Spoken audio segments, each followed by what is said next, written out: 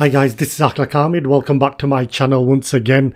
Now guys, just a couple of things before we get into this video. First things first, you do need to watch my first review, so that way you know what I'm talking about in this video. Second thing is, I don't normally do phone reviews on this channel, as I said before, but due to the success of the first one, I just want to say a very big thank you to all of those who sent me those kind messages. I had over 10,000 views within 4 days and so many amazing messages and likes. I'm really grateful for your comments, guys. I was so overwhelmed. It was just unbelievable. I did not expect so many views, so I decided to do this video. Basically, in this video, I'm just going to talk about my experience 1 week later of owning the Fold 3. Oh, and by the way, if you are one of those people who subscribe to my channel only because of you watching the first review and you really loved it, and so you click subscribe, if you are one of those, please comment below so I can thank you personally, because it means so much. So let's get started, guys. Okay guys, so after my 1 week experience of owning the Fold Z3, the first experience is first things first, I'm not really happy with the battery. Now, regardless of the bad stuff I say about this phone, believe me when I say this, it still remains my favorite phone. Of course, technology, it's never perfect. There's good and bad in technology. Just like human beings, we all have weaknesses, we make mistakes, but we have to learn to improve. And so Samsung Fold phones will also improve.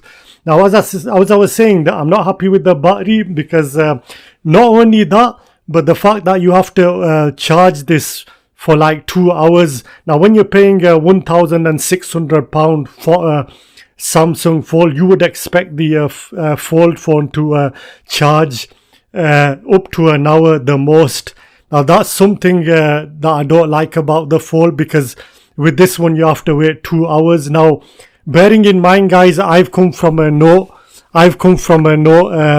20 Ultra, and before that I had another Note, and then I had the Note 10 Plus.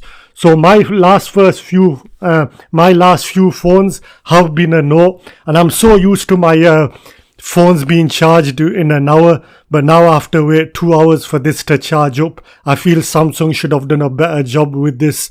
Maybe give us a powerful battery, and it also doesn't last a full day depending on how you use it. So maybe you're watching movies all day and obviously it's going to drain out quickly, or if you're multitasking too much, it can drain the battery. But bearing in mind, guys, there's different options for you to save the battery, but I just feel Samsung should have done a better job on the Fold 3, maybe to give us a longer battery. So that's a little bit of a disappointment, but there you go, guys. And not only this, guys, as I mentioned, I've come from a Note 20 Ultra. The fact that the Note 20 Ultra, it costs around £1,000, which is about £600 cheaper than the Fold 3. I find it amazing that a Note 20 Ultra can last a longer battery life in comparison of the Fold 3, bearing in mind Fold 3 comes in at about £600 more expensive than the Note 20 Ultra. So I find it very odd that the Note 20 battery can last longer, and the Fold 3 is worth more, yet that doesn't even give us the battery power as much as the Note 20 Ultra. Again, I feel Samsung need to do more work there. Oh, and by the way, guys, if you remember this case that Samsung gave, I showed it on my first review video. Well, you probably noticed now I've changed my case to this one. Now, if anyone is interested in this case, I'll leave a link at the bottom of this video. But bearing in mind, and this is a big but, you cannot attach the pen to this case. Again, if you're someone like me who isn't much of a pen user, then I'd say go for this case, because you cannot stick your pen anywhere in this case. That's the only downfall. But again, I'll leave the link in the description box below in case any of you guys are interested. But all my covers have been see-through, so I'm quite used to that anyway. And whilst we're on the subject of the pen, this is another thing I've touched on my first review. So if you remember the Note Ultra, we had the pen at the bottom. We can attach the pen at the bottom. There is a place for that. Whereas the Fold 3, there is no place we can put that. Again, that's disappointing because when you're spending 1,600 on a phone, you would expect to have some kind of magnet on the side where, you know, the pen would stick. Because let's be honest, nobody's going to carry a pen in their pocket for all that time. Because, I mean, it doesn't bother me too much because I'm not a pen user. But I know there's people out there who use it frequently, especially businessmen out there. So that's a bit disappointing. I feel Samsung should have paid more attention to that. The other thing I wanted to point out is the cameras. Now, the Fold 3 doesn't have the best of best cameras. I'm not going to say it's totally rubbish, but in comparison with the previous phones like the Fold 2, I would say that, you know, the Fold 2 has a better camera. One thing I will say is if you do have the Fold 2, I don't recommend that you upgrading to the Fold 3. Reason being is the fact that Fold 2 has a better camera. And the fact that the Fold 3 is water resistant. Now, if you know you can look after your phone and it's not going to go near water, then there's a good chance you can take care of your phone. So I wouldn't recommend you upgrading to the Fold 3. Because the camera, I mean, in terms of cameras, I mean, just look at the image quality on these two. Now, these two images might look identical, but they're actually taken with the two different phones. So the Samsung Note Ultra is the one on the left and the Fold 3 with the front camera on the right. Just look at the image. You might not be able to tell the difference, but believe me, I can just sense it straight away. The Ultra camera is actually more stronger. You know, I just feel the Fold 3, they should have given us a better camera. You know, even Note 20 Ultra is more better than the Fold 3 camera. So again, that's a bit of a disappointment. But someone like myself who's a photographer, it doesn't really bother me much anyway because I usually take my other camera anyway when I'm taking photos. Now, in terms of the good stuff, I heard a lot of people saying that they cannot, they find it difficult to text on the front screen because of its thin size.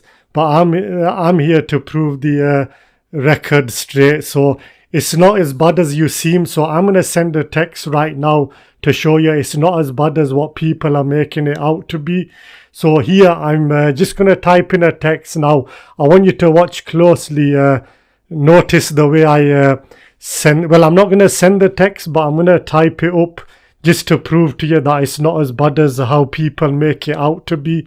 So if I just just type a text right now. Notice the cover on the edge makes it difficult, but I can still manage to do it. So just gonna find a name here. Now I am gonna type something here. Now watch very closely how I do this. I am gonna use the swipe text option as well, but I'm just gonna prove to you that it's not as bad as how people make it out to be. So if I put something like hello, how are you? There, look how simple I've done that, guys. And not only that, notice I've done it with one hand. I've just done it single-handedly. So I've done this just to prove to you it's not as bad as how people make it out to be. In fact, as silly as it may sound, I actually find it more better texting on this front screen than I did with the Note Ultra 20. I know that sounds crazy, but it's actually true. I mean, look at the, even in my hand, the way I'm holding the Note, it's very comfortable to hold. Whereas on the other hand, the Note Ultra, notice it's a wide stretch with the palm of your hand, and it doesn't feel as comfortable as the Fold 3.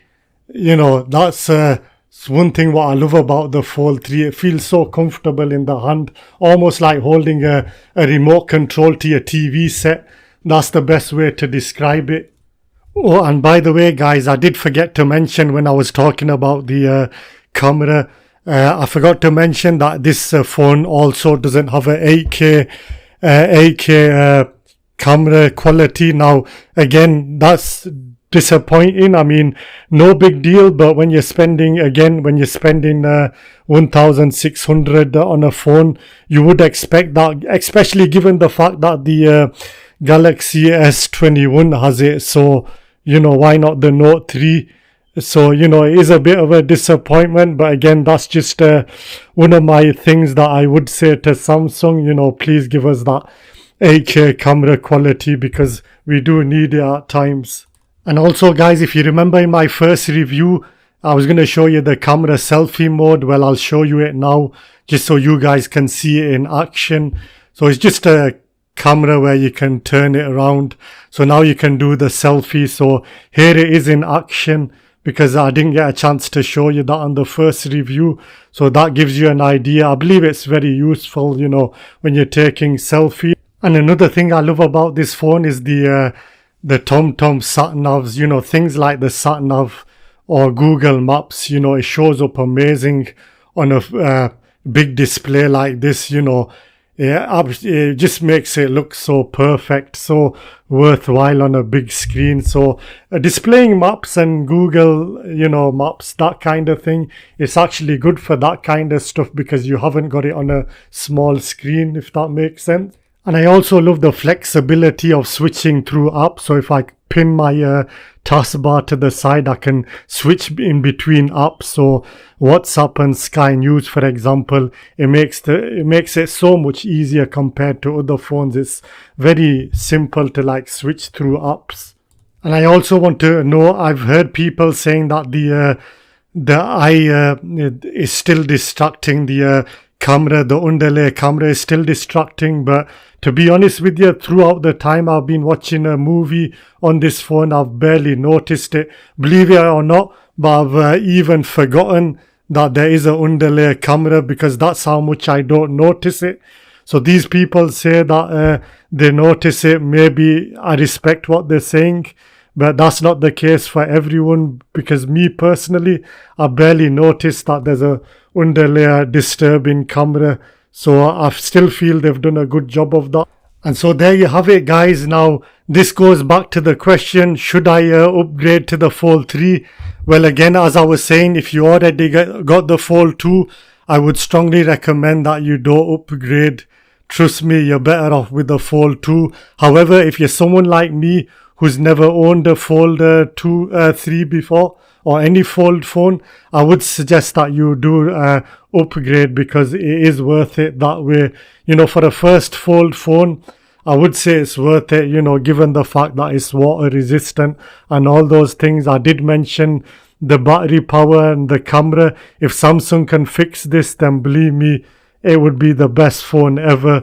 And I'm sure we'll see those improvements at the Fold 4, which I'm hoping to review. But anyway, guys, I hope I've answered your questions. If I didn't, or if I missed something out, please leave your comments in the comments box below. Again, guys, I do want to say a massive thank you for the overwhelming response I got on the first review video. So it really means a lot, guys. You guys are awesome.